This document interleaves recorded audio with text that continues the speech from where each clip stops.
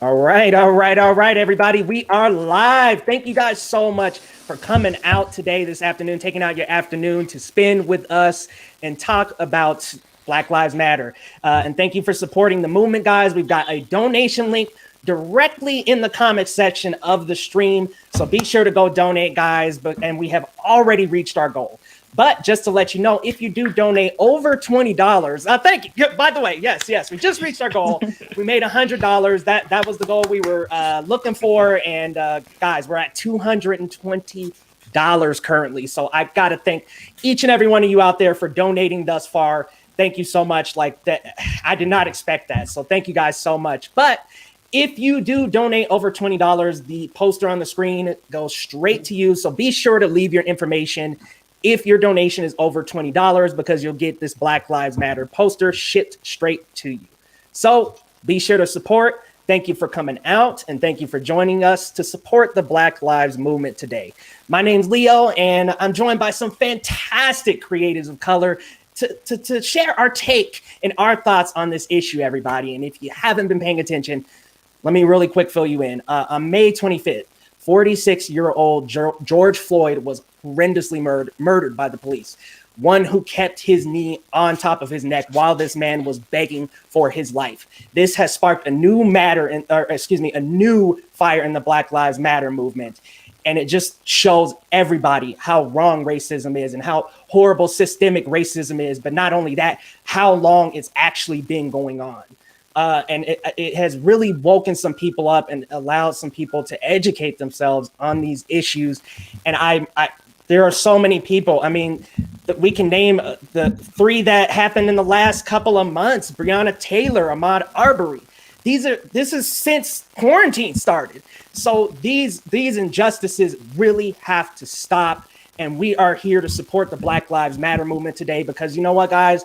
My name is Leo, I'm Black, and I want to feel equal. I want to feel like I can walk down the street and look at a police officer and feel okay to be around a police officer, but I'm not. I'm here to tell you all today, I'm very uncomfortable. Whenever I see a siren, whenever I hear a siren, comfort is not the first thing. And I think my cohorts can also agree with me. My parents taught me growing up, be careful around the police. Be careful. But I don't want to spend too much time on me, guys. I would love to go around and introduce the room, starting off with Stephanie. What's going on, Steph? Tell us who you are, where you're from, and what you do. Are you a YouTuber, a podcaster? Let us know. Hello, everyone. I'm Stephanie. I'm 28 years old, and I'm from Mexico. I was born and raised in Mexico, so I'm currently in Tijuana, which is right next to San Diego. So I go to the US a lot, and I've grown up with that culture as well. You know, it's sort of like a mix with American culture and Mexican culture. And I am a YouTuber. I started YouTube about 2 years ago. So I do post a lot there and on Stardust as well. I don't know if you guys know Stardust, but you can do little reactions to movies and stuff. So that's my story. Awesome. Thank you, Stephanie. Let's head on over to Mr. Hakuna Matata over there. What's going on, pal? Hey, how you doing? How you doing? So my name is Elliot, as well as Movie Files. We share that, brother. I'm from the UK. I'm usually based in London, but just outside of London during the quarantine and lockdown. My channel, Hakuna Matata, talks about diversity in film and TV. I don't just talk about race, I talk about gender diversity as well. So there's a lot going on there. And yeah, I mean, the experience of race is very different here in the UK, but also very similar as the US. So I kind of feel happy that I'm somewhat the UK delegate for this. So that's fun. Hey, man, I appreciate you coming out, because it's 6 o'clock. You could be kicking back with a beer right now, but instead you're joining us here. And so thank you so much for joining us, man. Colby Mack, what's going on, my friend? Yo, what up? It's your boy Kobe Mack, and I am good to be here, and I'm definitely good to be Black. Amen, brother. Where you from? Yo, you can go ahead if you are willing to follow me. I'm on all the socials at Kobe Told Me on Twitter and Instagram. And when I'm in the mood to write, you can check out my website at KobeToldMe.com. But you can mainly find me on my podcast, the Kobe Told Me podcast. Amazing. And heading on over to Catherine. What's going on, girl? How you doing? Hello, how are y'all? So I'm originally from Mercedes, Texas, which In the state of Texas, I'm at the very bottom, so close to the border. But I went to the University of Texas at Austin, so I've been in Austin for about 12 years now. And I'm Mexican American identity. And it's actually interesting because I'm about to start a Latinx podcast with Rosa, who wasn't able to join. But just exploring that Mexican and American identity and how it's interesting when you're when you have two cultures and it's pulling at you and everything that's going on. I think it's just kind of emphasizing that it's just an important thing to talk about. And I'm when I'm not doing that, I'm the editor-in-chief at shuffleonline.net. And so I'm also a film critic, and we shuffle music, movies, TV, lifestyle, health, everything. So yeah. Awesome. And you spoke about Shuffle Online. I actually have a window up, guys, with everybody's social media websites on it. I totally forgot, so we will get back to that once I ask for drops at the end. But what's going on, other Elliot, Mr. Movie Files? How you doing, my friend? What's going on, everybody? Elliot number 2. I'm very happy to be a part of this, Leo. Thank you for reaching out and being on this amazing panel.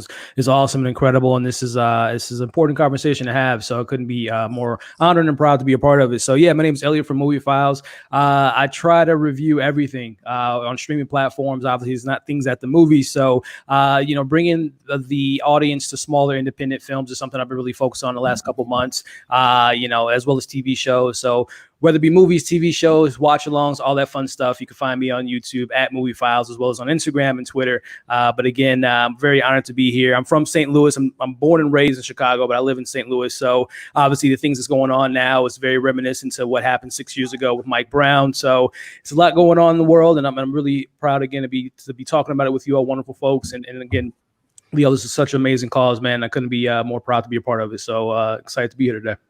Hey, brother, I'm glad to have you here because each and every one of you, we've all discussed to some capacity collaborating, and I'm glad we're coming for a great cause. And guys, be back because these individuals will be back on the channel. This is going to be an ongoing collaboration.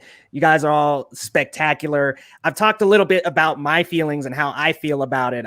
I'm a Black man, and I see a police siren, guys, and my first thing to do is to clench up, to swallow my spit and ask myself in my head, am I going to survive this encounter? But I don't want to spend too much time on me. I want to open it up for you guys as well and just ask you, how do you feel about the state of the world right now? How do you feel about the protests? How do you feel about what happened to George Floyd? Tell me tell me your feelings, guys, and I'll open the floor and let anybody start who would like to start us off. I mean, I'll go ahead and start it off, guys. I mean, right now it's a really, really tough time right now. It's especially, to be honest, I'm not a person that watches the news just because I'm not a fan of just the messages that are sent through the news outlets. But being on Instagram and Twitter, it just breaks my heart to see the stuff that's going on, and obviously the stuff that happened, with the Floyd family. Is just, my heart goes out to him. And right now we're honoring his legacy. That beautiful thing that took place the other day with Steven Jackson holding his daughter up his shoulder and just saying, my daddy changed the world, and he definitely did that. So again, we're honoring his legacy right now, and he's changing the world. But going back to that incident, it was blatant murder. The things that are, as we'll talk about later in the conversation, what do I want to see change? It's accountability. It starts from the top and works its way down to the bottom. It's holding people accountable for doing these injustices and killing unarmed Black men and women and just, around the world as well. So it's a dark time, but I'm telling you, this last week or so, just seeing the people coming up in regards to these big corporations that I never thought would have touched on these social issues, seeing a Disney making a comment, Netflix, ESPN, all these big corporations putting their stake in the ground and saying that we don't want to stand by this anymore, which I think is something that the world is kind of gathering around. We're obviously a divided country, but it seems like people are starting to realize that this isn't right. This is a generational thing. This isn't just a 2-week process. This has been going on forever, and it's time for a change. So I'm seeing the change kind of take place. This isn't going to stop racism, unfortunately, but I think this is going to cause some accountability to be held within our justice system. Yeah, I couldn't agree more, man. I mean, I think that's a big thing that you just said towards the end there. Accountability. That's huge. We got to start holding these people accountable. They need to be tried. They need to be charged for doing this. They're supposed to be protecting us. They're supposed to be serving us. And right now, they are killing us. Guys, let's open up the floor. What are your thoughts? It's hard to talk about it. You know, to be honest, I have not been the same ever since I watched the video. It hurts a lot, and I have it on the back of my head ever since, because no one should go through that. And I don't know, it's very wrong. I cannot begin to comprehend how somebody could, you know, act towards somebody else that way just because of how they look. I'll never understand that, and I won't ever support that. So I'm just very glad everyone is sort of talking about it. It has become a conversation that is, it's very important, not just in the US, but all around the world, because it happens everywhere. So I'm very glad it's being talked about. And I don't know, I hope things change, because it's just not right. And I'm really glad you brought up around the world, because this is a conversation that does need to transcend beyond the borders of the United States. And I'm very glad to have you and Hakuna Matata here to talk specifically about your thoughts from other countries. And I know we're doing this popcorn style, but I just want to ask you over there, Elliot, let me know your thoughts, because you are in the UK watching this as well. Yeah, it's, you know, from my standpoint here in the UK, you just constantly seeing these videos on social media, you know, seeing Ahmaud Arbery and then seeing George Floyd within the space of, it was just so stupid, you know, and especially at a time when we needed the world to come together to beat this virus that's going around, and yet still racism can't just sit back for 2 minutes and just allow us to heal in this way. And so it, you know, seeing it constantly come out, and then we kind of, I think here in the UK, we then kind of sit back, you know, there's a lot of people, you know, that keep trying to say, oh yeah, but the UK is less racist than anywhere else. Yeah, but less racist is still racist. It doesn't matter. Damn right. And you know, over here, a lot of the sentiment when it comes to race, it's, you know, it's mainly centered around immigration and foreigners, and how these right-wing parties and institutions and politicians always try and turn the head of going, yeah, but it's the immigrants coming in that are ruining everything. It's the immigrants coming in. Well, no, if you actually help all the people at the bottom and so on and so forth, I mean, you'll see a change in the country here. So, you know, we have it on a heavy institutional basis, as the US does. On a police level, it's there. It's, you know, I don't see it as much as we see it coming out of the US. So, yes, I think it shows how bad it's gotten when there are countries all around the world moved by it consistently. And you know, you had said something, and Kobe had actually responded, and that's it's less racist. And I think that, unfortunately, that is still a conversation being had within these borders. I think there are still people who are saying, and luckily some of those people are starting to educate themselves, but there are people who are saying, well, it's 2020. It's not as bad as it was in 1960, or like, no.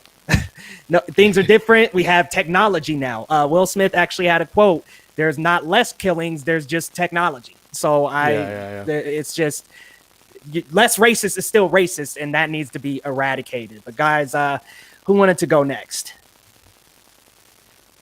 I guess I'll go. I guess when this first started, like any killing that I see that happens in these videos, it's so it's horrible, and you don't know what to make of it. And then it's been happening for years, and we go through this trend. Hopefully it's not a trend this time, but you know, people will just start you know, posting, yes, Black Lives Matter, but then nothing happens. And it feels this time, maybe it does feel a little bit different, where people are, it feels bigger now. And I think people are finally, and for good reason, everyone is fed up, whether, you know, you're Black or not. You know, if you're a good person, you know, and don't judge people based on how they look.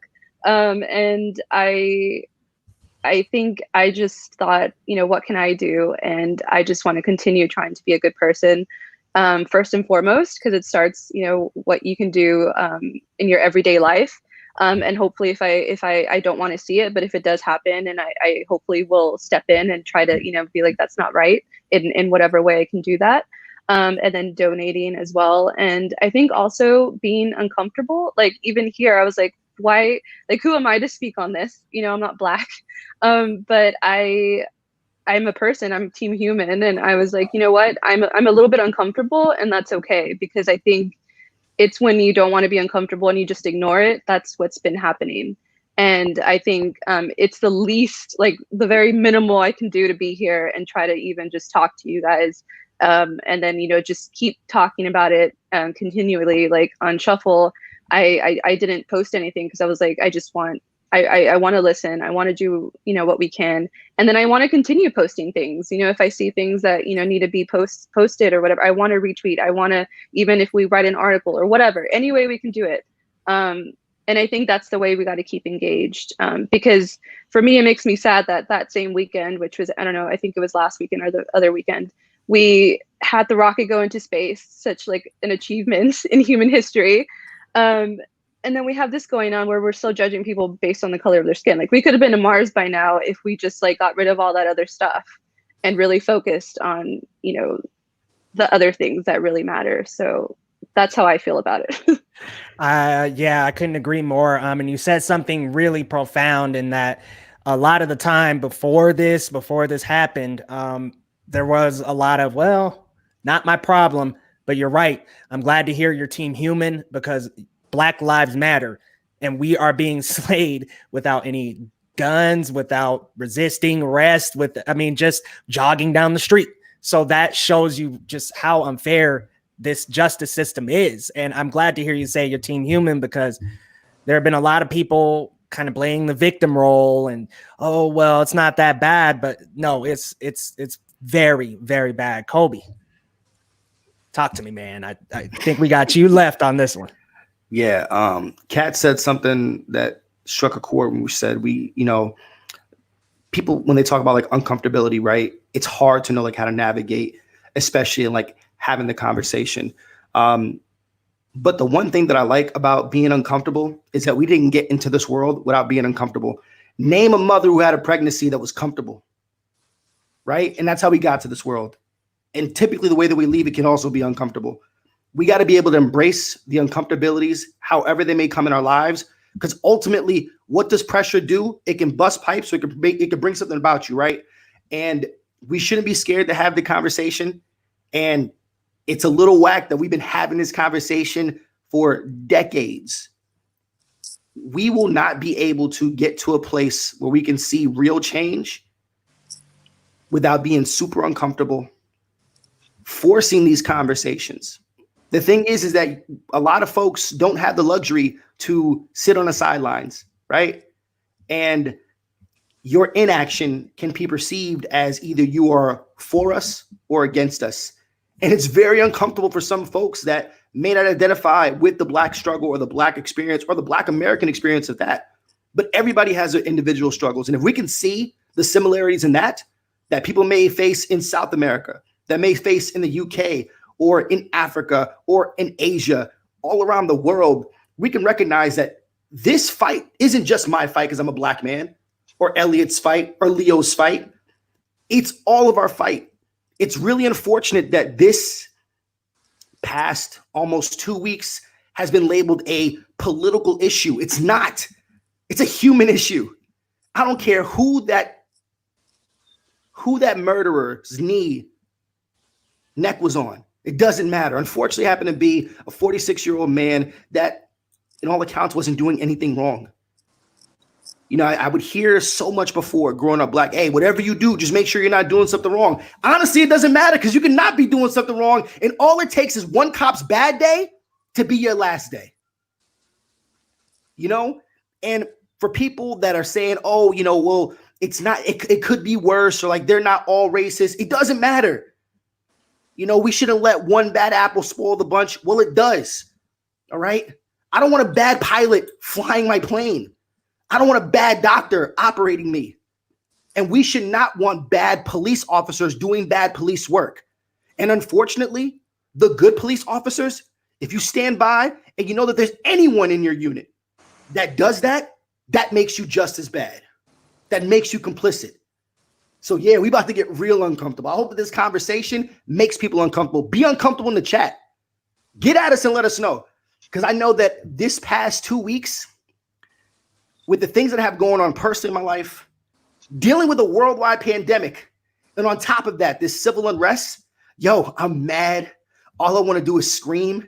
But I will say that I've been encouraged by the folks that I've surrounded myself with on both sides of the aisle that have reached out compassionately, expressed care. For those that didn't know what to say or how to say it, they've engaged with me to start a dialogue or to ask questions. And they got all my respect. And I really do. It does let me know that there's something that feels different in the atmosphere. But what we can't rest on is that it feels different. So let's just see how far it goes. No. This is one of the things where we can't turn back. We need to put on like our full Daenerys Targaryen energy. We are not here to stop the wheel. We're going to break it. Like, I'm prepared not to go back, and I hope that y'all are too.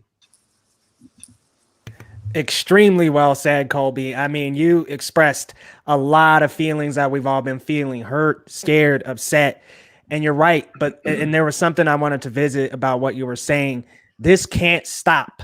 This cannot be another unfortunate incident. Breonna Taylor, whoever you want to name, Michael Brown. There's so many names. Trayvon Martin. We cannot stop speaking this time. This has to be a conversation that we continuously have from now on in our homes, between our friends. These have to be conversations that we have until things are changed, and we still need to keep talking about it. We still need to keep having the uncomfortable conversations, because you're right, Colby. That's how things change, the uncomfortability. I wanted to get Minorities Report. I see they joined us in. What's going on, guys? Hey, what's going on? Let me remove myself from the stream and add them real quick. 1 second, y'all.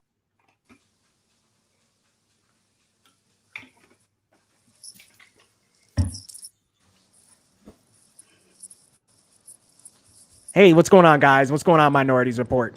Sorry, we only have a 6-person capacity, so I'm having to like swap people around. But what's going on, guys? How's it going? It's going good, man. We just sorry we're late.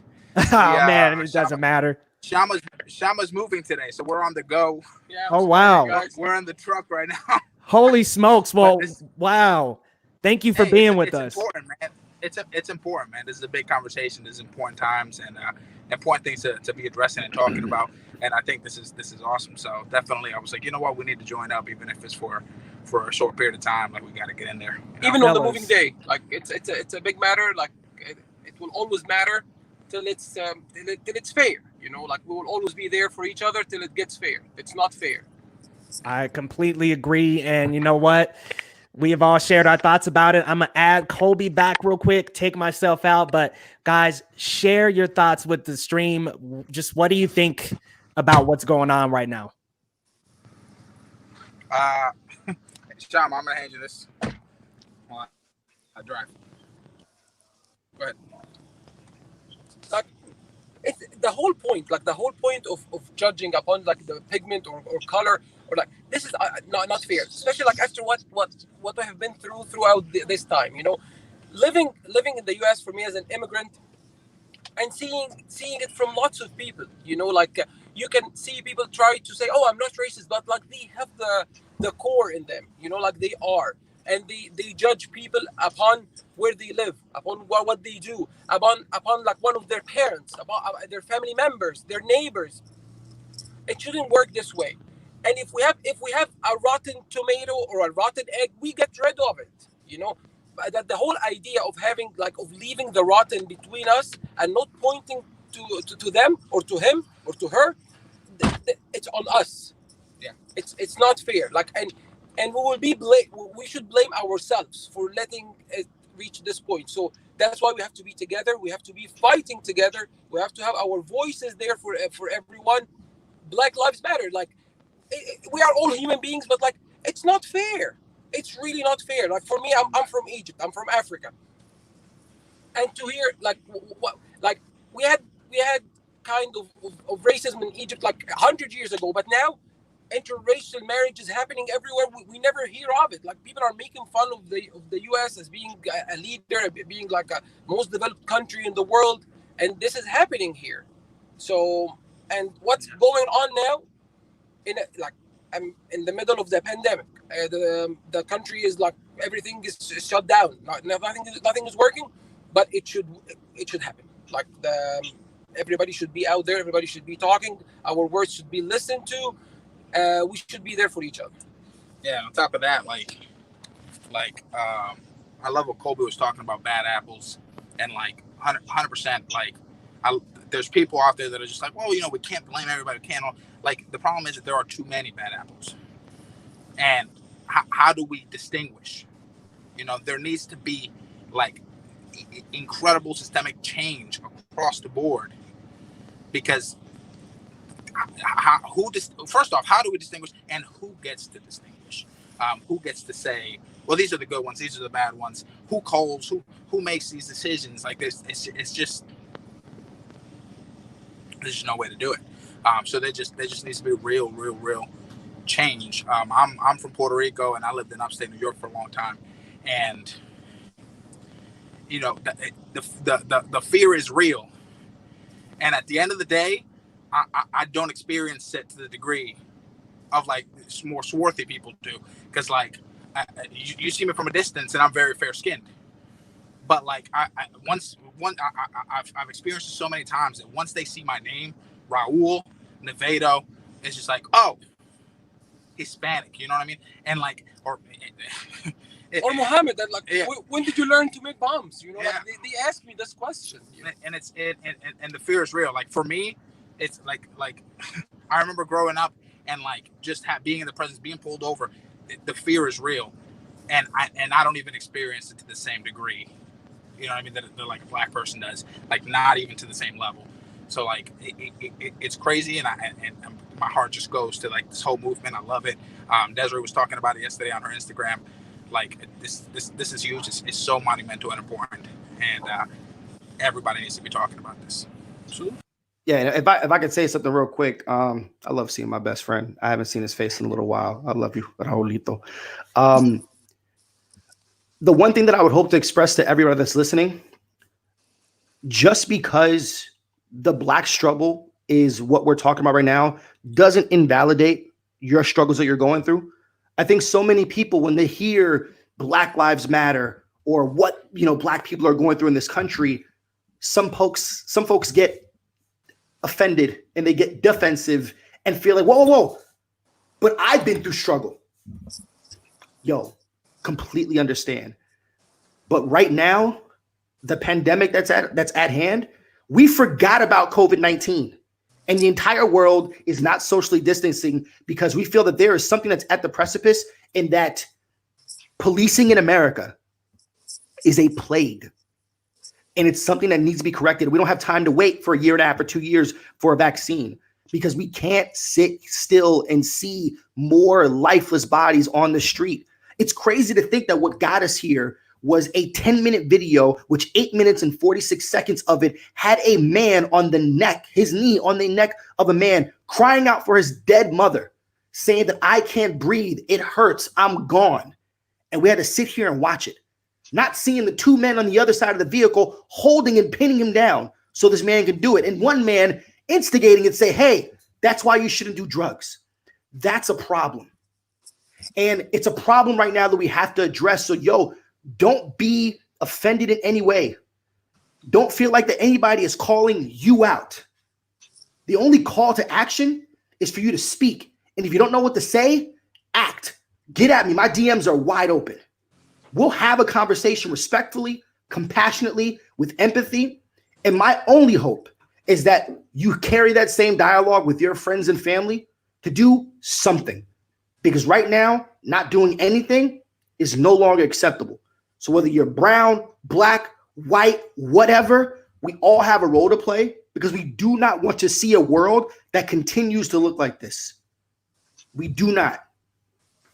Completely agree, Colby. Man, you are saying some extremely powerful things, and I'm agreeing with every word, man. Everybody needs to have this conversation, and this is a virus that stems back hundreds of years to when America was founded, and it has still not been cured. So that is a problem, and we have to make each other uncomfortable and have these conversations. I just want to give us all a quick update real quick. We have actually raised $459 for Black Lives Matter. We have raised $459. So I want to thank everybody who's come so far. That is far beyond the expectation I had of 100. So thank you so much to our 7 donors. Please be sure to leave your information so I can get you guys a poster. Thank you so much for donating to the cause. And we are going to keep the conversation rolling, y'all. I said I wasn't going to visit the comments, but we have some actually incredibly engaging questions that I do want to bring up real quick. And actually, the movie Oracle, what's going on, did ask us a question to the room. And it's that she would like to know what everyone's response to people and companies using Black Lives Matter as a publicity stunt to boost their platform. Because personally, I have so much anger about it. So she wants to know you guys' thoughts about companies coming forward, studios coming forward, saying Black Lives Matter now, but where were they before? And I'll just open up the floor to whoever wants to start the conversation. Yeah, can I jump in on that one? It's Yes, an absolutely. interesting one. It's kind of shit, you know what I mean? Like, it is kind of shit that now is the time where they suddenly put these messages out of we need, of Black Lives Matter. And I get people's frustration with it. I really do. But at the same time, it's also great that they are putting out the message, because it also hopefully means that not only are they bringing awareness to the massive platforms that they have, but hopefully they're bringing awareness to themselves that they can affect a change within their companies as well. Over here in the UK, it's been really interesting because a lot of the drama schools, I'm an actor as well outside of YouTubing, and I went to drama school, and a lot of the drama schools are putting out their support. And what's happened from that is a lot of mixed race, Black and Asian former students and current students have come forward and go, well, actually, I experienced this, I complained about that, and nothing happened. So where they're coming out, they're also being held accountable at the same time. And it means now that we can publicly hold them accountable as well. And so if they hadn't jumped on the bandwagon, we wouldn't have been able to publicly hold them accountable. So even though it's not what they were aiming for, that's a real positive thing, because they feel, oh, I can use this. Well, actually, we're now that you've done that, we can now get you, and we can now expose that. And now you really need to change, and you really need to sort it out. So I'm happy that they're doing it, because it means we can change them now as well. I completely agree. I'm very happy that people are starting to educate themselves, starting to have the conversations. You know, it took something as horrifying as this. I mean, a man begging for his life. And what's so upsetting about it is that the social media cut of the video, which is probably about 50 seconds, has this man begging for his life. This is the social media, the news cut. This is showing across so many broadcasts everywhere. It took this to wake people up. But you know what? I am grateful that people are starting to educate themselves. They're starting to support us. They're starting to support Black lives. And they're starting to become more aware of this issue that's been going on for so very long. But enough about me, guys. Let's continue with that question. How do you feel about the companies talking about it?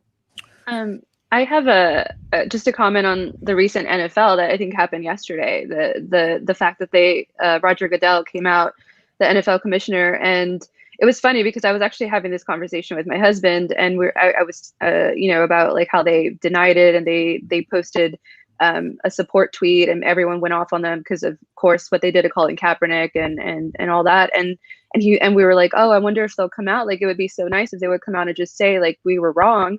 And he was like, oh, that's never going to happen. And then it happened yesterday, and I was just like, what? Like, I cannot believe this is happening.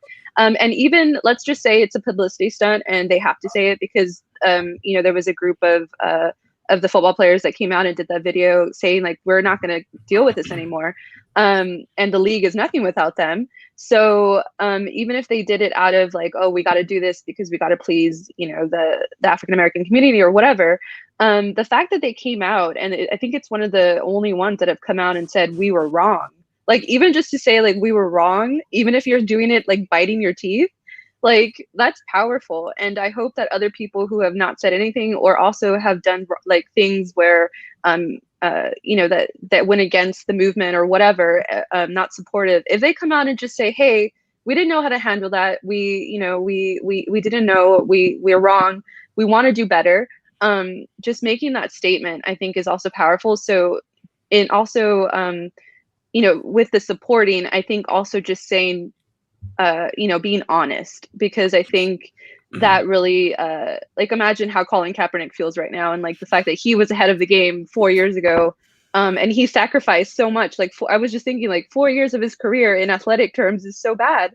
Like, in his what are prime, in his Yeah. prime of his Yeah. career. Yeah, and I'm just and then to finally have that like it's not satisfaction because people are still being killed, but the fact that like he's kind of led this movement, and to finally have someone that was telling you, hey, we were gonna fine you, or this was wrong for you to do this, you're unpatriotic, whatever, all that bullshit. And then he's like, I fucking knew it. You know what I mean? So it's just, I think that's also very powerful. And I hope more corporations do that more so than the support, like saying that we didn't know how to handle this. We should have spoken up earlier. And more of that honest, just, it's okay saying, I don't know. Like I'm saying that I don't know, it's just trying to want to do better and be a better person or a better corporation too. And policies moving forward, I think is the way to go. Yeah, and that was an excellent point you made. Come forward and say I was wrong. I was wrong. If you're somebody before who was the type who was like, well, it's a black problem, it's not my problem. Well, I don't have to talk about it. Oh, well, they're not showing the full video. If you were one of those individuals and you admit you're wrong and you're trying to educate yourself, you might even be a part of the protest. Now you're helping. Now you're on our side. Now you're finally realizing what you did wrong. And nobody's ever going to be 100% right, but admitting you're wrong is a step. And I think you're right, Catherine, making or asking some questions is okay. If you don't know, that's okay. There are resources out there. There are people you can talk to. Kobe's got an open invitation. Come to my inbox as well. We'll have a very civilized conversation about it. I'm not going to judge. Ask. If you don't know, if you literally have no idea, ask, because that's where it begins. Let's see. I think we're still on that same question with the companies. Who wanted to answer next? No, I'll just to piggyback off with Catherine, what you said, as well as Elliot. It is a situation you can tell some companies are definitely taking advantage of it. But like Catherine said, to me, it's like, okay, you guys can come out now, Sony, Netflix, Disney, all that different stuff. But the continued conversation that needs to be had and support into the Black Lives Matter, and just not just posting something now and then we don't hear anything from them from the rest of the time. So definitely that piece is important. But again, it's all about education. It's about speaking up and righting your wrongs, and like Catherine said, it's so the Roger Goodell situation is very groundbreaking, because there's not a lot of people that can, especially at that stature. It's America's sport, right? Besides NASCAR, it's the most popular sport in the US. So to have them come out and say that they were wrong is pretty huge. And again, I want to see more companies continue to say that, but also I want to see that continued conversation with those companies and the support, within those industries and things of that nature. So it's one of those things where it's like peer pressure in the best way possible. These companies are maybe kind of jump into it like, okay, we need to make a statement. But again, you can make your statement now, but continue to stand by that statement and show that statement and bring it to fruition. Elliot, that's exactly how I feel, man. These conversations, these actions, the things that people are doing, they got to keep happening. This cannot be a Michael Brown. This cannot be a Trayvon Martin where on Tuesday we're back at school and nobody cares. This cannot be. The conversation has got to continue, because now people are admitting they're wrong. They're seeking education. They're asking questions. We're getting somewhere. And it's extremely unfortunate that it took a death like this for that to happen. Somebody being choked out till their very last fucking breath. That's what it took for this to happen. It's incredibly unfortunate, but I gotta say, I'm glad people are asking questions. I'm not happy that man had to die that way. That was horrific. That was straight up slaughtering a man like an animal. That was not giving any care or regard to that man's life whatsoever. This has got to stop. Minority Report, I know you guys have been hanging out, so I'm gonna let you guys take the floor for a second. I want to hear what you guys think about companies using the hashtag Black Lives Matter, especially Blackout Tuesday stuff.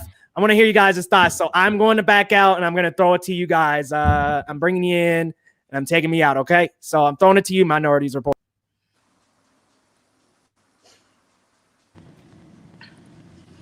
Hey, yeah, man. The biggest thing for me was people have said already, the Roger Goodell thing. There was a point where, like, right at first, if I'm being honest, it felt like, really now.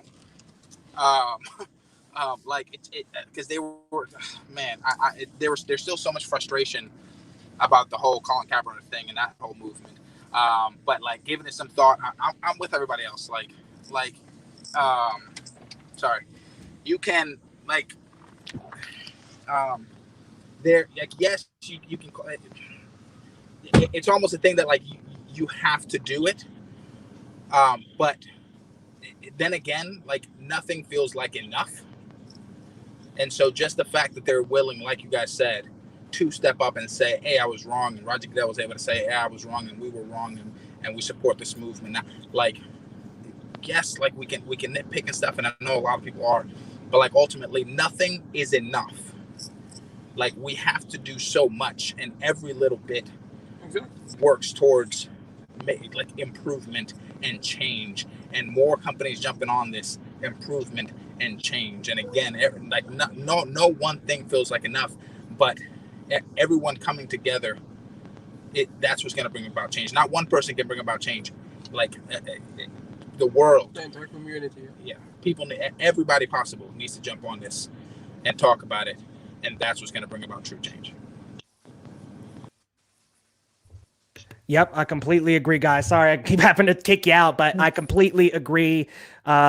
We got to keep having these conversations. We have to keep having them, or else, like I've been saying, this is just going to fizzle right out, just like the last time. And that's the last thing we need. It's unfortunate that the leader of our country won't stand behind us and won't lead us, but that's a whole different discussion. There was an interesting comment, another interesting question that I'd like to toss around the room.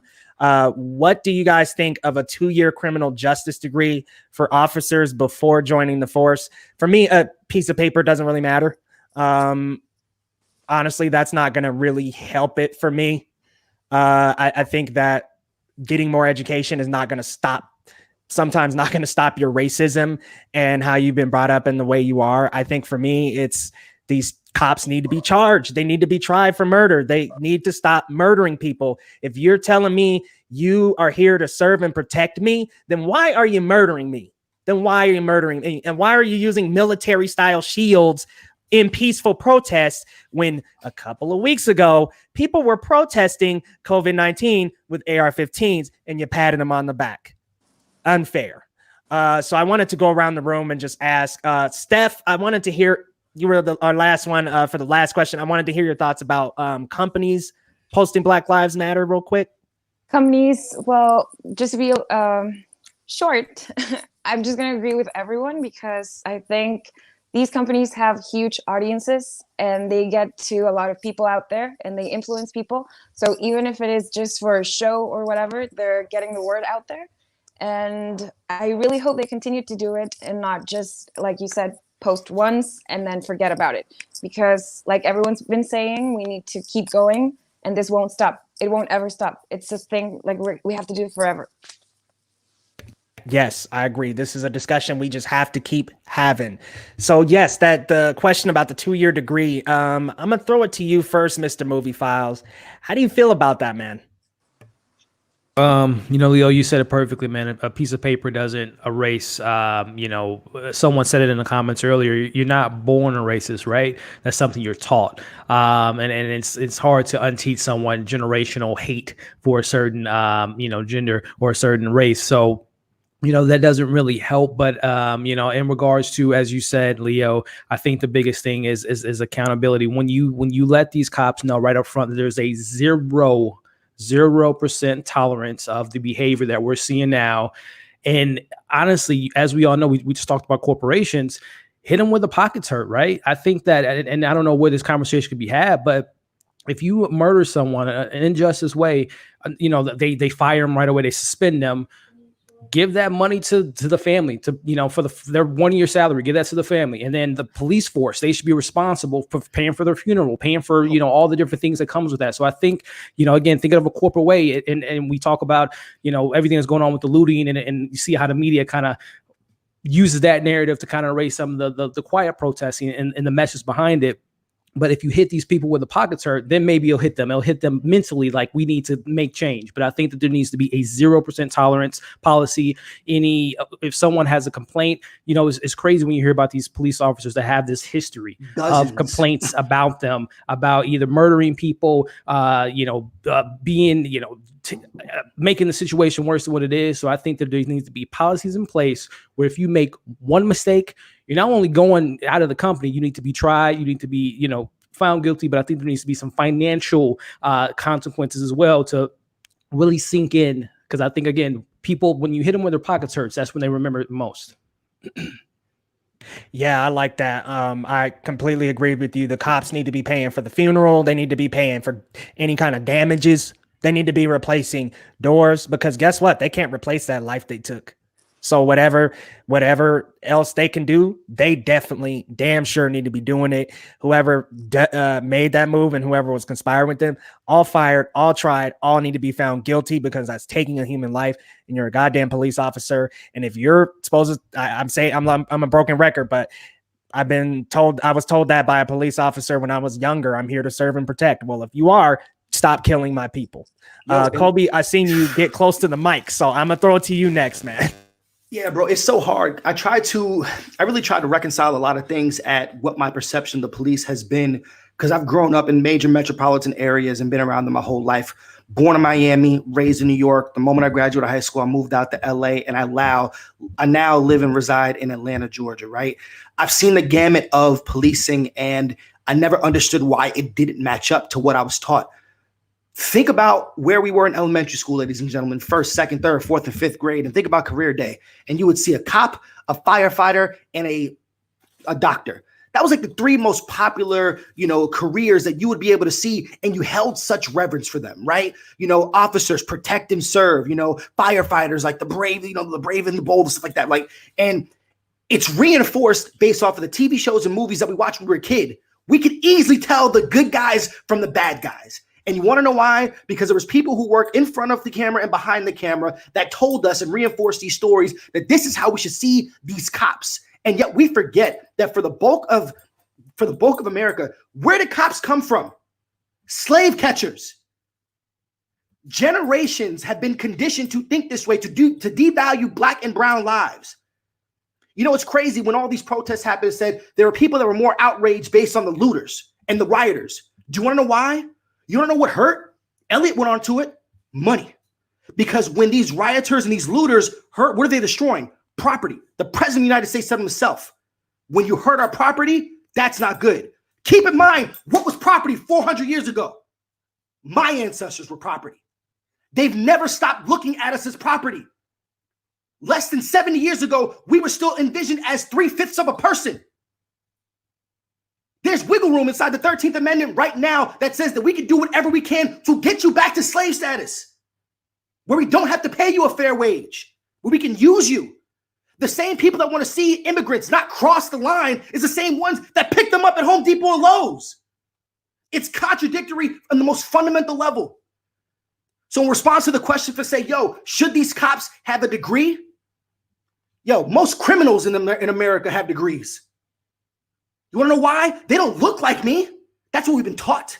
That's what TV shows and movies said, that they look like me. They look like Kat. They look like Stephanie. Nah, son. Those are the ones that are running big banks.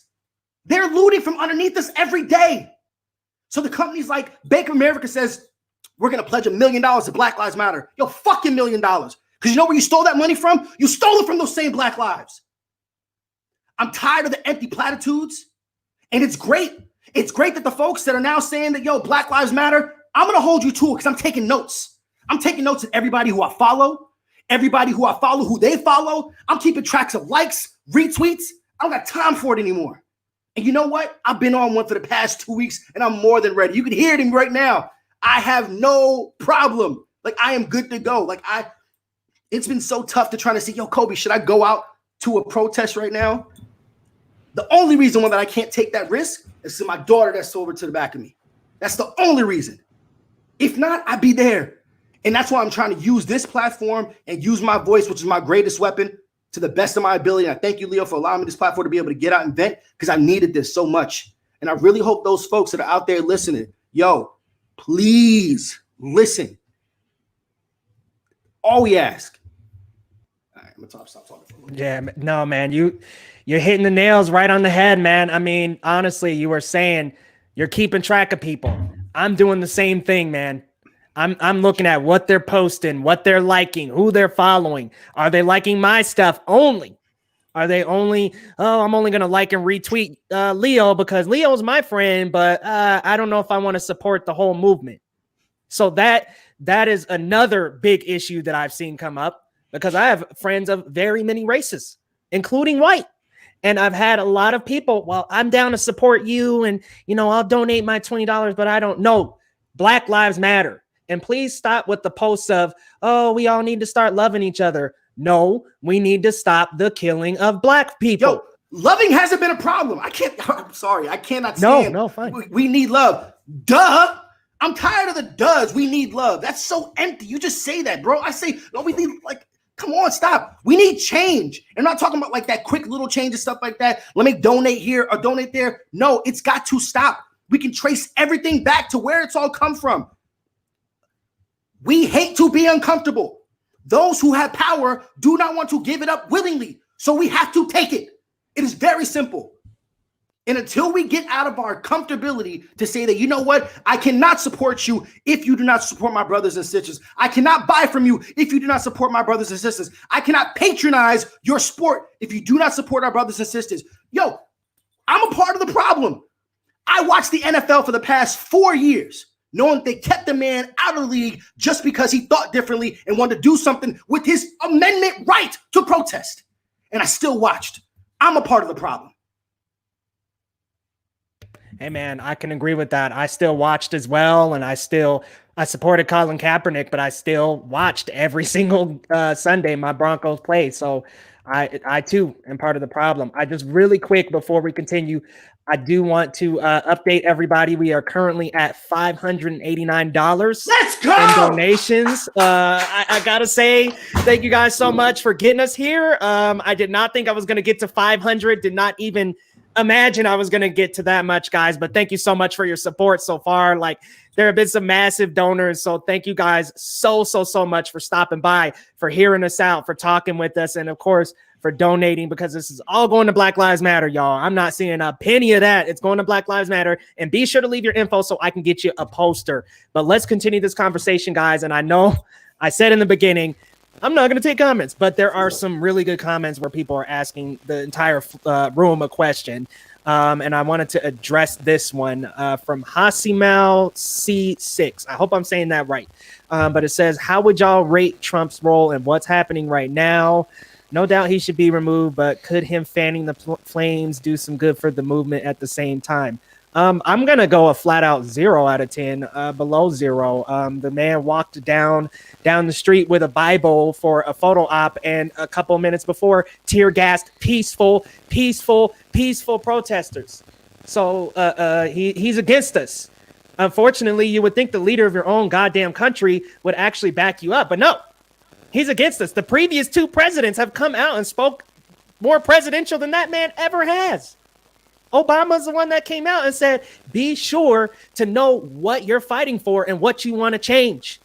George Bush came out and said, I was wrong. And meanwhile, Trump is still being Trump. Did anybody have any thoughts on this one? I know that one's getting into the president, and that's a heavy conversation to have, but I'm opening it up for you guys if you had any thoughts. Well, I mean, it's similar over here in the UK with our Prime Minister Boris Johnson. You know, the fact that they say the things they do the things they do, and people still put them into office, it baffles me how we still get here. And then we get to points like this. You know, I think I read a brief article that was, in a British newspaper that was looking about how, Trump's 4 years and how the first 3 years he kind of sort of did stuff and it was sort of got away with it, and then how this last year it's just completely crashed and burned, and they're like, it's not even a surprise.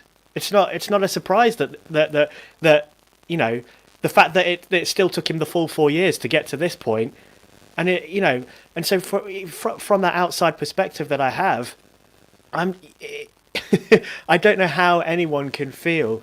Well, if anyone feels that he's that he's handling it right, and yeah, we have to shut the protest down with force, then we know what position you stand in. It's obvious, If you're like, no, but the pandemic, we still have to, Colby, as you said, like we're in the middle of a pandemic, and yet people still feel they need to go out and protest this. What does that tell you?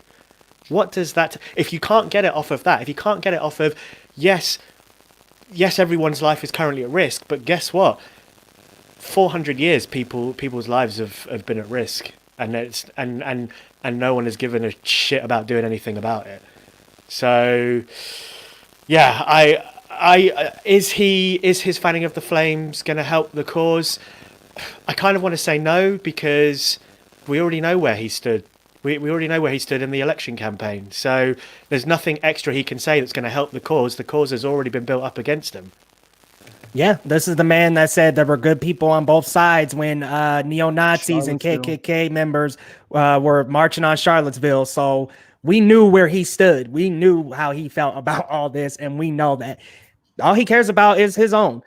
Stephanie, I actually wanted to go to you because you're down in Mexico and you have an outside perspective on this. I wanted to hear your take on this as well. Yes, well, it's tough to talk about, but I'm just going to say we're in a similar situation with our leader right now. So the president of anything should be representing its people, and it should put its people first. And they're not doing that. He's not doing that. And I don't think anyone is doing that. So what does it tell you about, democracy? Or what does it tell you about what the country wants? It's just, I can't put it into words, but you get me. You know what I'm talking about. No, I totally understand, because you said democracy. What does this mean for democracy? And you know what? It's not democracy. It's a dictatorship underneath in a disguise. It's not democracy, because if it was democracy, bills would be passing right now. And, I am happy for the black woman who got elected as mayor, and Ferguson. That was amazing. I'm happy for some of the things they're trying to revise, but we're still talking. Things would have been happening already if the leader was actually for his country. But I wanted to open up this question for everybody else. Yeah, I'll make it short and sweet. Not a fan of the president and the administration. Like you said, Leo, we all talk about movies and shows, and on a rating scale of 1 to 0, he's a 0, F minus. It is, you guys have said it perfectly. It's kind of hard to, even if he came out and said something, just like that's just a clown putting on a show, and just saying what he thinks needs to be said. But we know deep down in his heart he doesn't feel that way. So again, just keeping it nice and short. The way he's handling this, it just goes against to show you with anything, whether you're a manager of a store, a coach of a team, or a CEO of a company. It starts with the top and it trickles down to the bottom. So when you have a president that tweets, "If you shoot, you loot," encouraging violence. It says a lot about the leadership, and just, what the last 4 years has been a nightmare this last 4 years. And, election night can't get here quick enough. We need to get him out of the office, but he's been doing a terrible job, to say the least. Yeah, completely agree with you, my friend. Completely agree. Man, I am so sorry, my guy. Minorities, I have not got to you. I think we just lost somebody. So I'm going to bring you in, Mr. Minorities, real quick. I would love to hear your take on this as well, you guys. Let us know what you think about our prayers. Absolutely. There's a state. What's the one thing we look for in leadership, right? What's the one thing that when you learn, we're managers, when you learn leadership, one of the top things is you lead by example, right? Exactly. You lead by example. If our leader is leading with hatred, who's following this example? Who's following him? But the people who have hatred as well. If that is what we are seeing from a top tier, then how do we expect dramatic change to happen? The people have to come together. But unfortunately, the people that he's leading, the people that are following that lead, are the people that have already that hatred seated deep inside. And you know what I mean? And that's just so obviously not fans over here. But unfortunately, there are way too many people following that leadership. I agree with you that there. Is, My that's bad. Sorry. No, you're good. That is the primary concern moving forward. Coming in November, it's like there is just way too many people, and I'm not comfortable with the amount of people that are still following that leadership and supporting that style of leadership. I'm just not comfortable, and I won't be comfortable until we're out of this. Yep, I completely agree. And man, that talking about election, yes, be sure to that you're registered to vote, because we got to vote. We got to get out there. We got to get this man out of office. I love what you said about lead by example, because you're right. Every leadership course I've been a part of, any type of leadership workshop that I've been to, that is the very first thing they say as the leader who has the most influence. It's not the people on the bottom. It's you, the person on the top. The person with the platform, you. So I love what you guys had to say about that. Did anybody else have any thoughts about that question? And if not, we could move to another one. But let me know. I'm just going to gauge it. I think just one thing is it's very telling that James Mattis came out and spoke. I'm not a military person, so please correct me if I'm wrong. But I know for them, honor and, following the commander-in-chief is a big thing. Even if they are doing the wrong thing, they can't say and they can't speak against that. And for a former, I think, commander or general or to come out and speak up, because he's waited a few years to do this. And that was very telling. And I hope that people around him who are also just like those other police officers who didn't do anything, when that guy was, on the neck, and they're also complicit. And so all the people in Congress who have been just instigating this, and I think Trump is a lost cause. I don't even pay attention anymore. I'm just like, you're going to get out, we got to vote. But everyone else, I feel like who is around, who is in Congress and who is complicit as well. Please, like, team human here, if you please speak out, because if you're not speaking out, then that means you're for that, and we should also vote you out too. So I think that's also just the fact that James Mattis came out going against all the military, code of honor and not speaking out against the commander-in-chief, and he felt compelled to do so because of what's going on. I think that is just the most telling thing, and kudos to him doing that, because I think that's also very powerful, just like Roger Goodell did with the NFL, because of their following. And I hope more people come out and just say that this is wrong, the way that it's been handled, and that Black Lives Matter. So I just hope that more people come out and speak to it. You hit the nail on the head with your phrase, silence. Silence is siding with the oppressor. If you're not speaking up, you're sitting back and allowing it to still happen. You are allowing people to be slain right in front of you and using excuses like, oh, it's not the full video. Oh, he resisted arrest. So what if he resisted arrest? You're going to kill this guy? You mean to tell me you're going to straight up take this man's life from him because maybe some handcuffs were too tight or something happened? You're going to flat out kill somebody. And another thing, I count silence too as not saying Black Lives Matter. When people share all this, oh, we need to love each other, we need to come together, and there's no mention of Black Lives Matter, there's no mention of the horrible killings that have been happening for the past hundreds of years. I mean, let's think, guys, we have these recorded cases, but there are thousands, tens of thousands, hundreds of thousands of cases that this has happened that have not been on camera. So for people to keep on saying things like, oh, well, let's love each other, let's come together, without a single mention that this is unfair, that Black lives are being taken like this, you're being silent. You're just another person being silent to it. And, I look at some of the posts and I see the Blackout Tuesday stuff and haven't seen a thing since. And I'm like, okay, well, you're already out of it. It's already not your problem anymore. So we got to keep this conversation. We got to continue these uncomfortable conversations. And people are saying, oh, let's come together, let's love each other, let's stop the rioting. And you're not mentioning Black Lives Matter. You're not mentioning Black people being handled unjust. You're not mentioning systemic racism. You're not mentioning injustices that have been going on in America for hundreds of years. You're not mentioning that. You're part of the problem. I'm sorry. You're staying silent. You're part of the problem. But I wanted to get to another question, and I think this directly kind of leads from this Trump question. So thank you so much, Movie Oracle.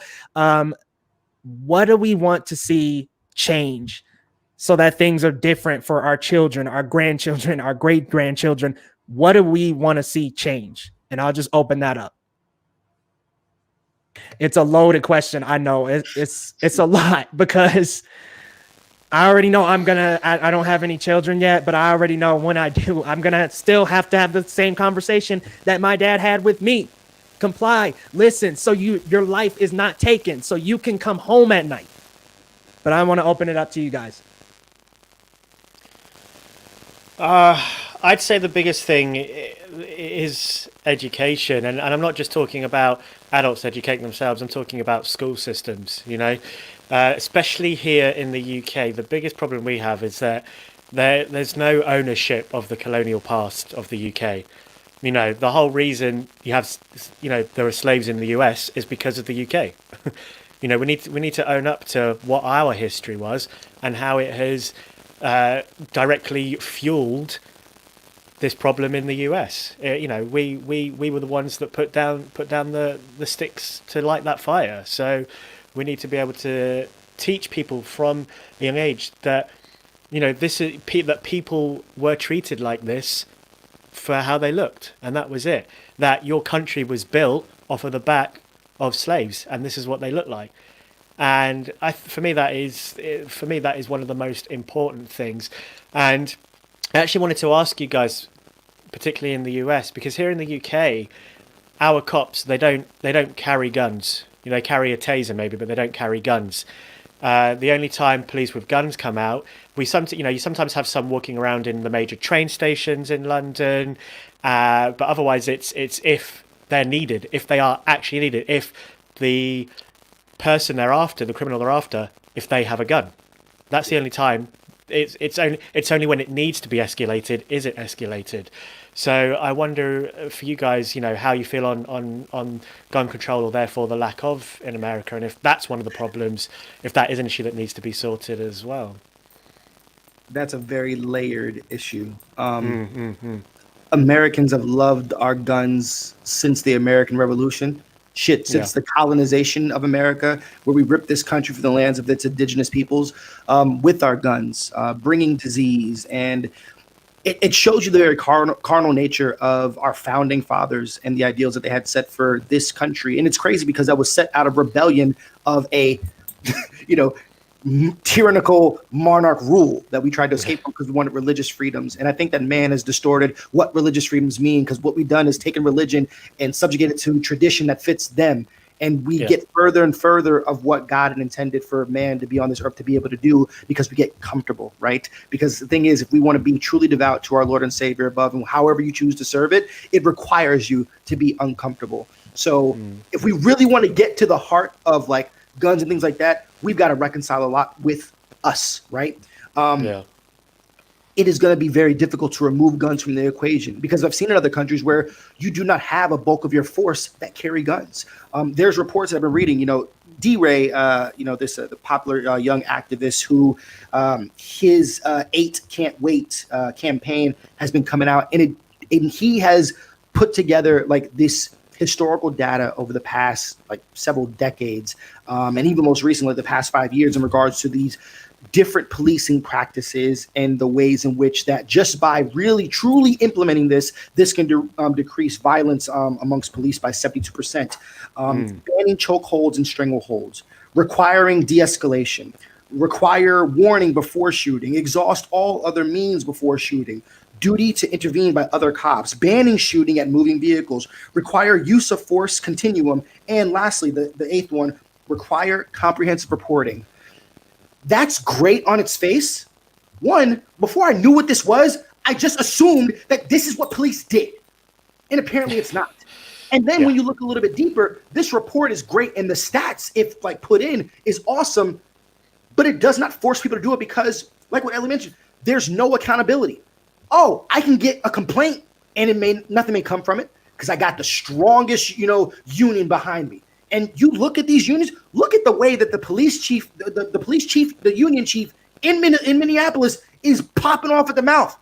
Videos of him showing up at Trump rallies, hearing his voice, on camera, stuff like that. Like, he spouts hate. You know what's in this man's heart. And if I know for a fact that if I do something wrong, my pension is never in danger, my family's always going to be taken care of, I've got nothing to lose. So what? I lose this job in Minneapolis. I'll get another one in 2 years. Let's look up a report for all the cops who had hand of unarmed black and brown bodies being killed by them that were released from the force. Let's see where they work at right now. Like, why don't we hold the cops to the same standards that we do to doctors who have malpractice suits? Same thing with lawyers. That's what really needs to change if we want that to be able to change. And all these things are great. It's kind of pie in the sky, and it's tough because we are so transfixed to our guns. It's written into our Constitution. Why do we have so many cop encounters that do like that? I'm reporting to the scene, and it's a non-violent incident, but yet I feel like I need to have my gun. The first thing I'm gonna do is put my hand on my gun. I'm going to withdraw my gun and holster it and point it at you. What am I supposed to do? I've never been at the end of a gun before. I have no idea. I got to drive back. I'm in Orlando, Florida right now. The scariest time of my day is when I need to drive 6 hours from Florida up to Atlanta, because for about 4 of those hours, I'm in North Florida and Southern Georgia. And that is the scariest motherfucking place I can think of. Because you want to know why? Like I mentioned earlier, one cop's bad day could be my last day, and I've got a mouth on me, and I don't know what I'm going to be doing in a tense situation where I have a cop who just wants to exert his authority or her authority. That is a scary thought, and that is absolutely a privilege that I don't have. Fuck all those that don't think that white privilege is real. It is. And if you want to have a conversation about it, my DMs are open to be able to have it. So to answer your question in regards to guns, brother, that would be great. Yeah. Don't think it'll be realistic, unfortunately. Sure. Yeah, absolutely. Can I add something to that? Yeah, absolutely. I tell you what, I have been at the end of a gun for a police officer for no reason whatsoever. Like, they were called and they were told there was a group of Hispanic guys that were arguing with somebody, and they showed up and he immediately pulled his gun out. And like Colby, I have a mouth on me. And I remember this, like, I'll never forget this. His gun was shaking, and he was 20 feet away from us. And I looked at him and I said, "Sir, I don't know why you're shaking. And I don't know why you have your gun up, drawn on us.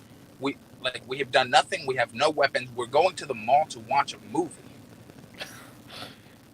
And somebody called you and told you there was a group of Hispanic teenagers, like, messing around, and supposedly he says that he was told they had a gun, and you decide you're going to pull a gun out on us, and you're shaking." Like, I feel extremely unsafe. Because, 1, you have your gun drawn, but 2, you're not even confident enough to hold it. Yeah. And so many things happen out of fear alone. So, like, it's crazy. Like, I absolutely know that feeling.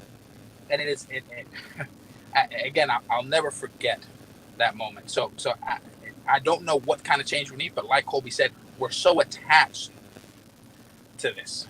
Remember, this idea. What do guns do? Now, I'll say this. I've never been on the other end of a gun, but I've held powerful pieces of equipment, and I felt really, really powerful. Like, I bought a house a couple years ago, and the first time I held, like, a saw to cut something, I said, shit, this feels great. Like oh, my God. I didn't understand it. So, like our basic human instinct, I'm wielding this weapon that gives me power. And these are people that psychologically, we got to understand.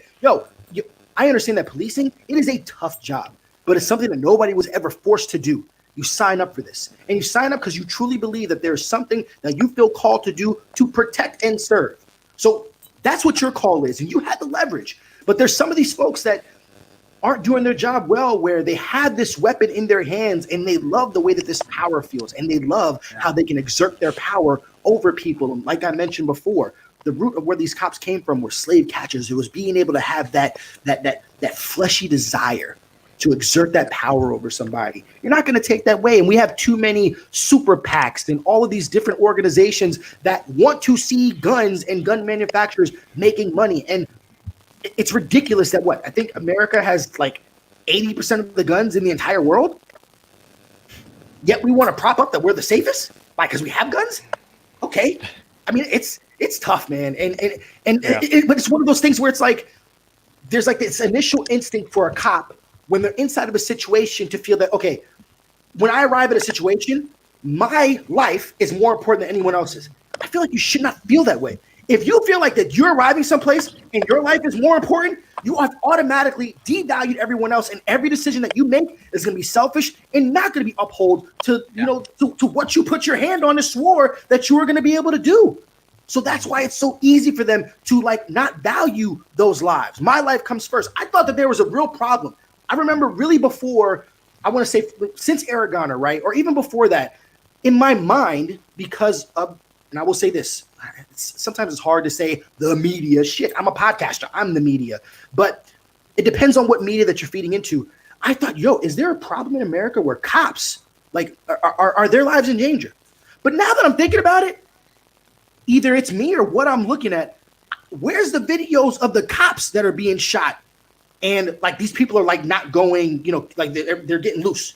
Like, I don't know where that is. But all I know, I keep seeing every month or every other month unarmed black and brown men and women being killed by the police. And I'm not seeing in turn, which I don't want to see, but I'm just saying, I'm not seeing cops being shot and be like, oh man, we lost another one. So I'm trying to understand the rationale where we need to employ these tactics where above all, your life matters more than everyone else that you chose to protect and serve. And we're not seeing it. And that's why we're seeing these problems where you're human. Like, it's flight or flight.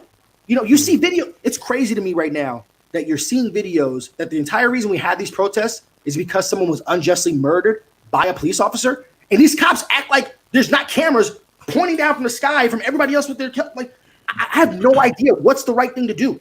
Am I allowed to protest? Am I not? Do I got a certain amount of, I have no idea. Am I not allowed to yell at a cop in frustration? Is that against the law?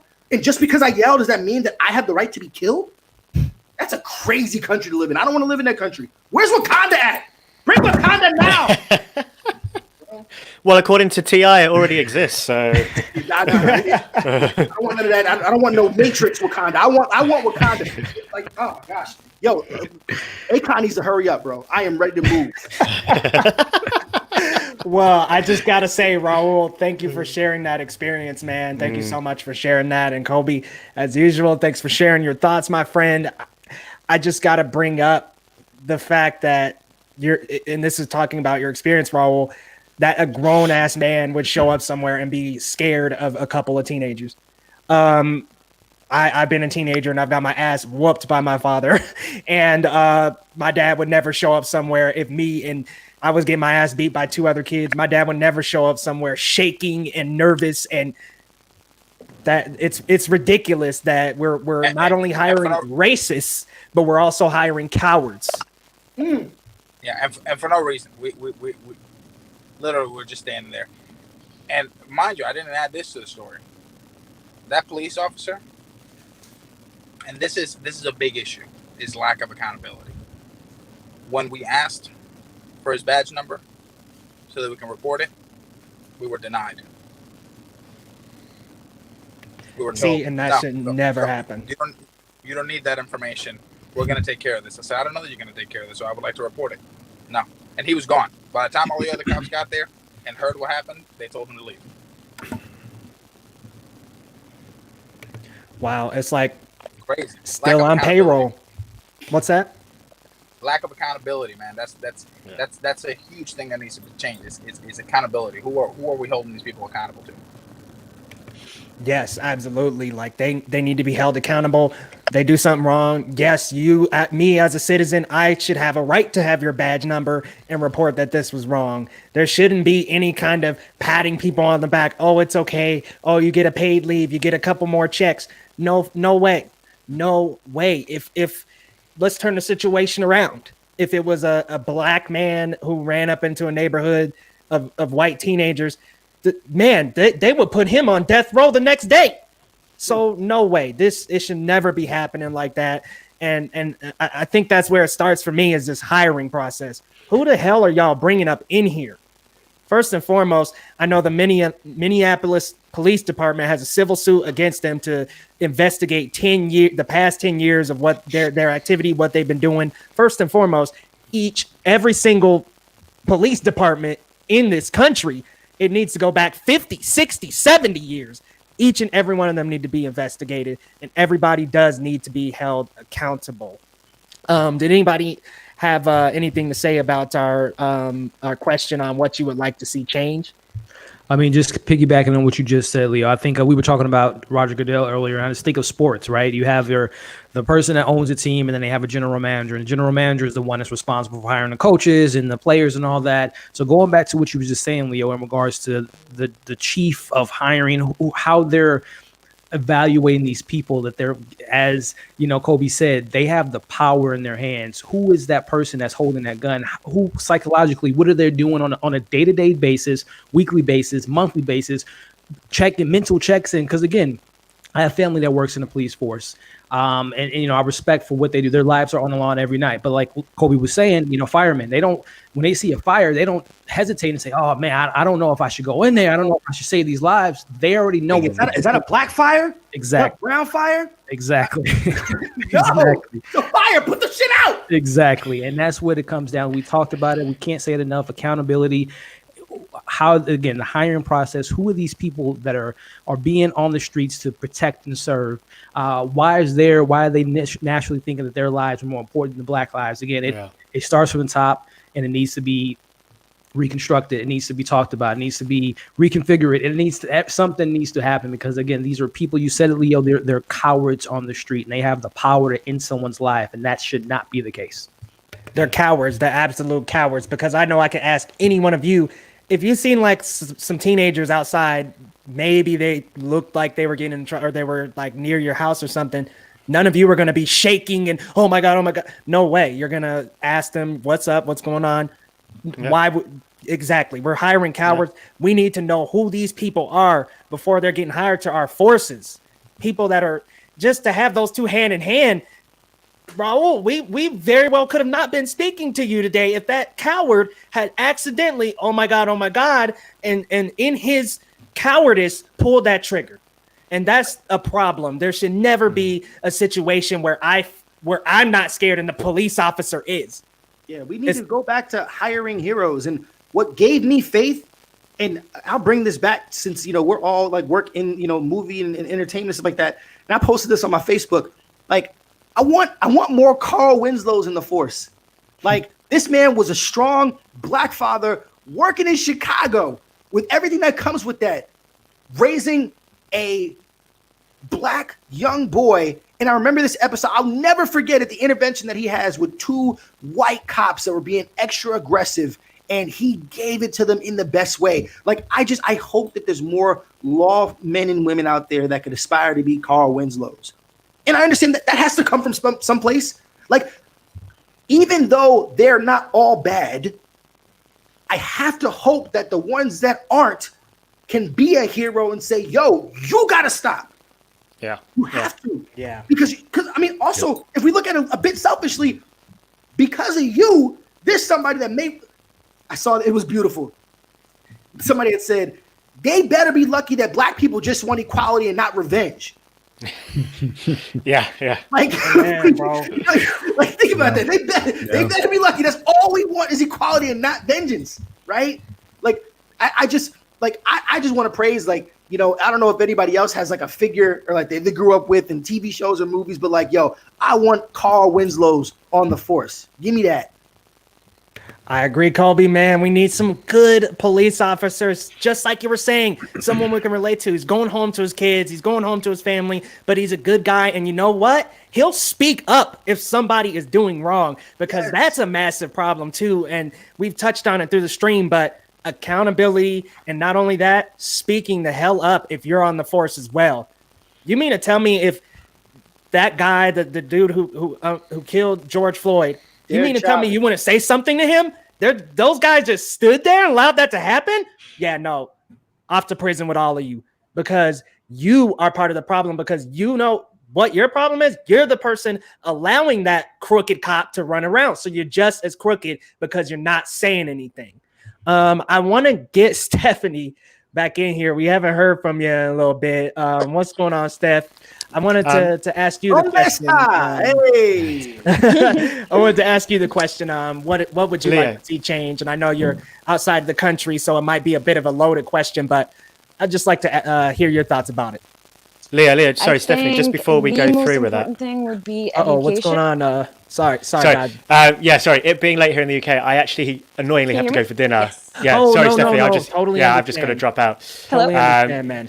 It's my dinner time, so it feels weird to just be like, it's my dinner time. I got to eat when we're No, talking about this kind of I stuff. totally get but Oh, Hakuna, thank you for yeah. coming out. It's like I said earlier, man. You could totally be chilling.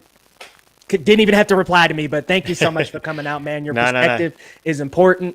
You're important. And guys, please go follow my guy, Hakuna Matata. He's hilarious. He talks a lot about diversity in movies and TV. And those are conversations we need to be having. And I got to applaud you, Elliot. That's a conversation you've been having since the beginning of your channel. So kudos, my friend. You are having the conversation that we need to be having in film and TV and just around the world. So thank you for coming out, my friend.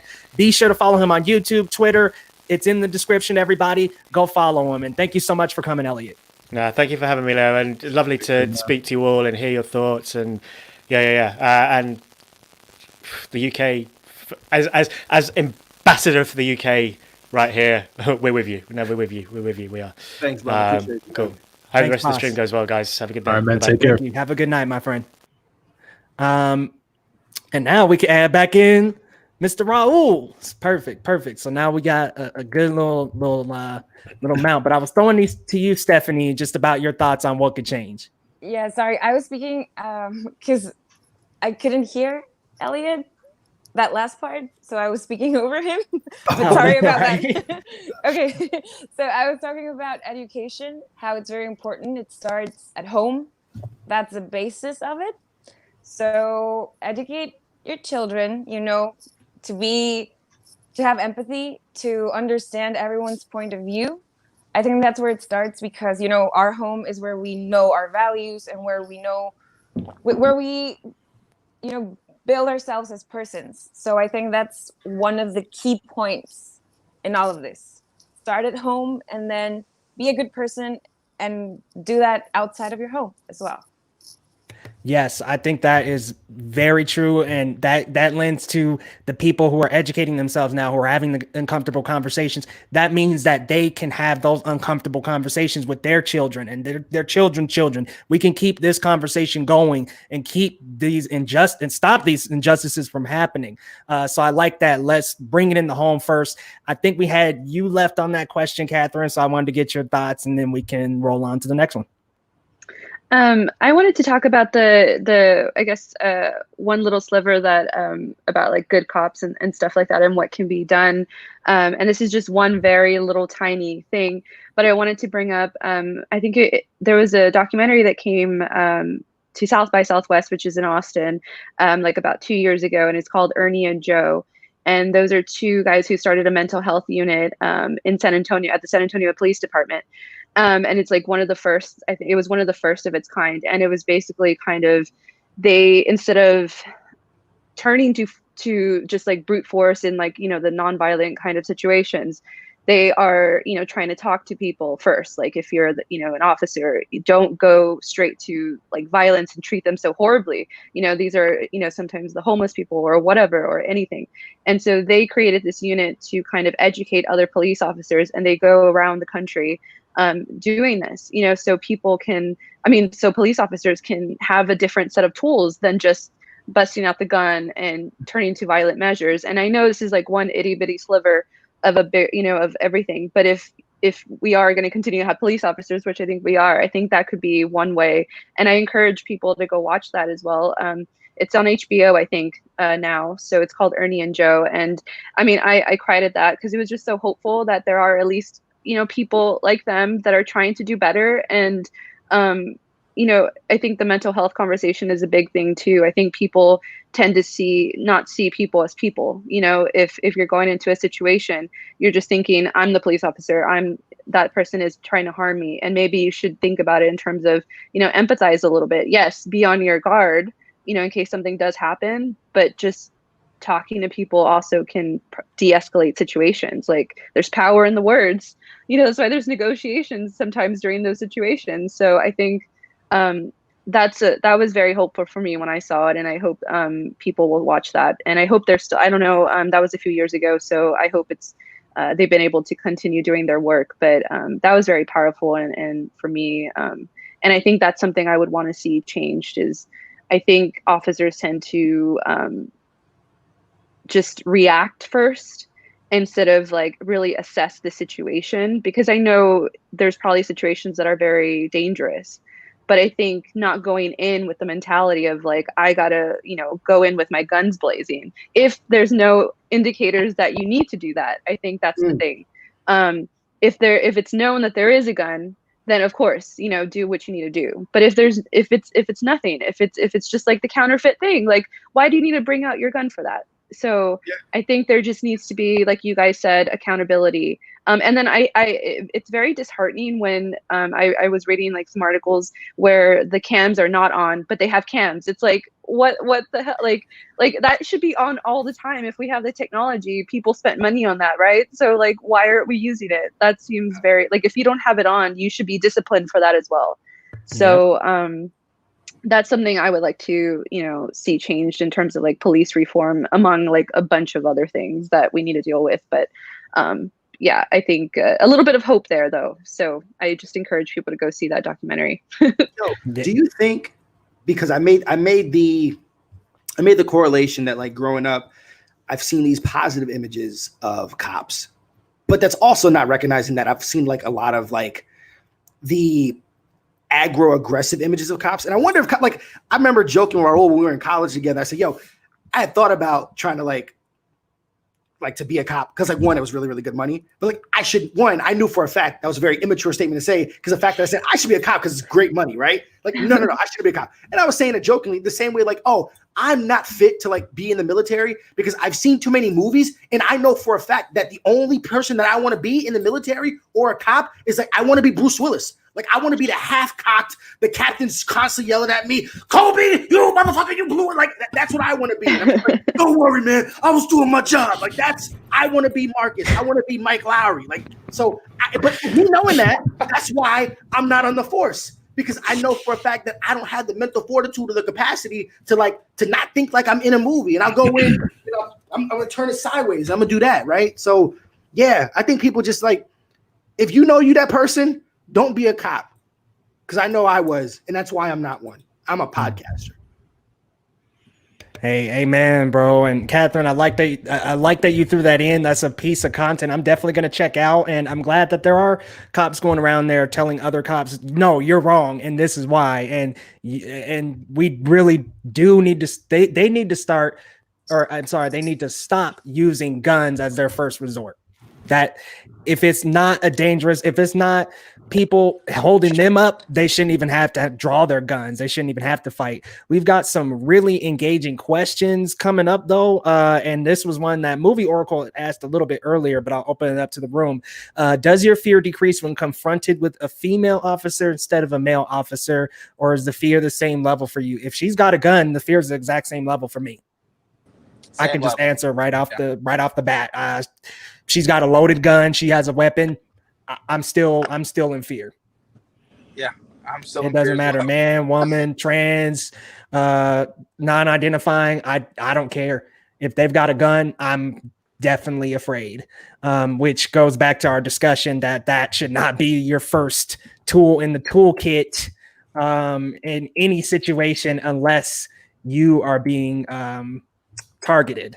But I did want to just kind of open up the floor real quick. We're reaching that hour and a half mark that I quoted you guys. So I kind of just wanted to open up the floor and see if there was like anything else you guys really wanted to talk about. If there's something that I didn't touch on or another thing you wanted to touch on, let me know, guys. I mean, I think we covered a pretty good amount of the conversations need to be had and talking about how being uncomfortable can be comfortable a lot of the times. You know, you get to, in order to invoke change, you got to make changes to yourself. So I think we touched on a lot of that stuff. But in regards to just kind of wrapping up and final thoughts, again, we talked about it a lot. Accountability needs to be taking place. There needs to be a 0% policy in place in regards to police brutality and the violence that we're seeing out there. We need to vote. I think we talked about that. Voting is key. If you want to see the change, you got to be the change. And I think, again, we talked about it up top. We can't just let this be a 2-week conversation, a month conversation, then we're just moving on with our lives. This conversation needs to continue to be had. It's people like Leo that's doing things like this is really important. And again, we talked about the big corporations. They need to continue to have these conversations, and we need to continue to, bring this up. So again, I couldn't be more honored and proud to be on this panel. Again, Leo, thank you for having me on. I'm a fan of I've never interacted with anyone on this panel, but I am a fan of you guys'. I'm supporting your content. Again, you guys had mentioned it. Kobe had mentioned it. Minority Report mentioned it. If anyone needs to talk, I'm available. I'm here to help too. But Leo, man, I thank you for having me on. And this was important. This was huge. And I couldn't be happier to be a part of it, man. Hey, man, I'm glad to have you on. You guys are all creators who I've been following your work, and I love each and every one of you, your podcast, Minorities Report. I love tuning into you guys and Kobe Mack. I love Stephanie's Minute Movie Pop. Kath, I love Shuffle Online. Like, you guys are creators that, just like me, a creator of color out here hustling. So I'm so grateful that you guys joined me today. So thank you all so very much. I really quick did want to announce the final numbers we have for the donation after the stream, guys. We are not at 200. We are not at 300. We're not at 500, y'all. We are at $624 for Black Lives Matter, and every single dollar is going straight to the Black Lives Matter movement, guys. So thank you all so very much for donating, for coming out, for being a part of this discussion with us, because this is a discussion that we have to keep having, guys. And I've been to the protests one day, and they're mostly peaceful. And I wanted to say, what's another way that I could contribute and I could give back? And I felt that this was the perfect way to come back with you brilliant creatives. And I can't thank you guys enough. Everybody, y'all need to follow each and every one of them. I've got everybody's links down in the description. But y'all, did we have any other final thoughts? Yeah. I would like to add. Well, go ahead. Go on, Stephanie. Go ahead. I would like to add, just think about yourself first. Think about your actions. What are you doing to change what's going on? And what do your actions are going to lead up to?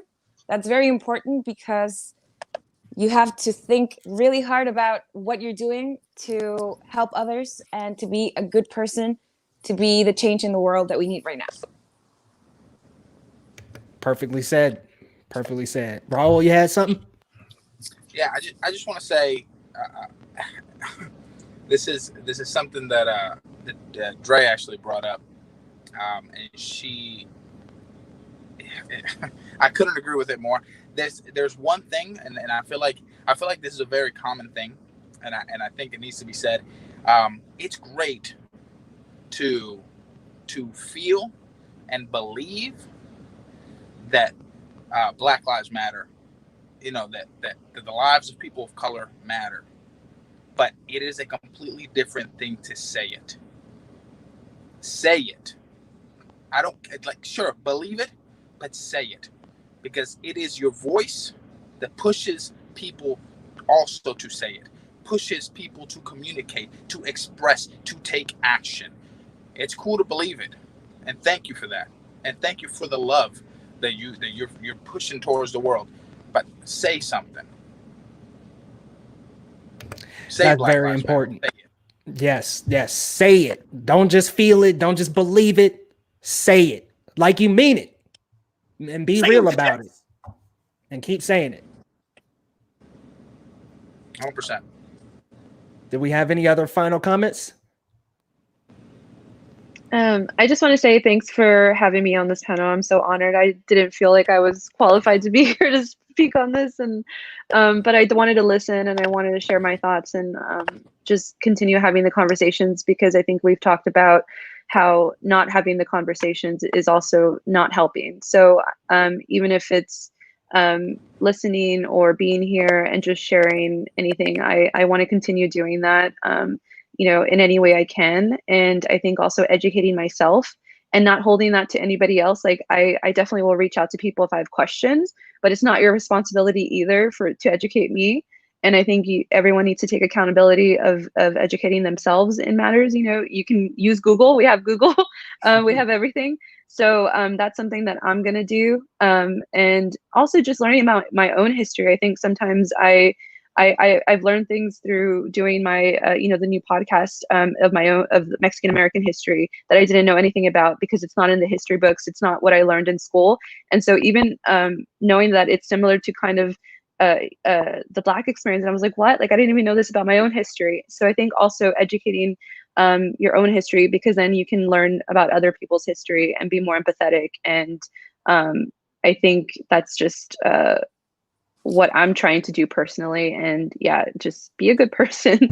I mean, I hope your definition of good is what good is, but that's what I'm trying to do, because that's all I can control right now. So yeah.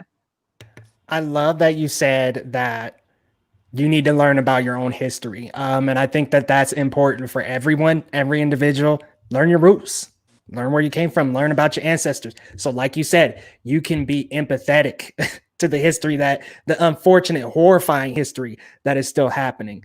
Colby, any final comments, my friend?